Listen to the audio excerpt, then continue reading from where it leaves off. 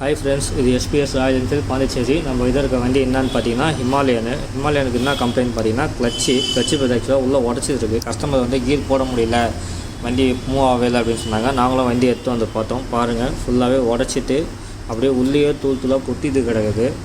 நல்லா பாருங்கள், கிளச் பிளேட்டை நான் காட்டுறேன் பாருங்கள். அங்கே பாருங்கள், ஃபுல்லாகவே அப்படியே பீஸாக ஆகிடுச்சு. அப்படியே கிளச் பிளேட்டு இப்போ கிளச் பிளேட்டையும் காட்டுறேன் பாருங்கள். கிளச் பிளேட்டும் தேஞ்சு போச்சு.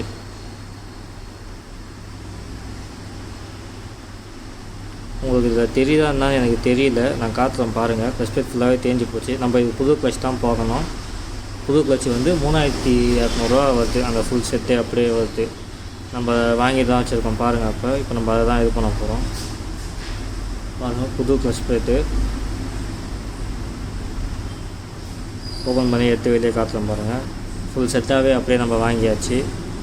வாங்கிட்டு நம்ம அந்த வீலை நல்லா பெட்ரோல் போட்டு க்ளீன் பண்ணிவிட்டு பாருங்கள். நல்லா பெட்ரோல் போட்டு அந்த பீஸ் எதுவுமே இல்லாமல் நல்லா க்ளீன் பண்ணிட்டு புது கிளச் பிளேட்டை ஃபிக்ஸ் பண்ண போகிறோம். இப்போ அது அப்படியே செட்டே அப்படியே வாங்கி நம்ம புதுசாக போடுறோம். இப்போ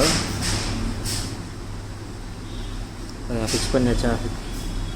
ஃபிக்ஸ் பண்ணிட்டு நம்ம இந்த சைட் கவரையும் வந்து பெட்ரோல் போட்டு வாஷ் பண்ணிட்டு நம்ம அப்படியே மாற்றி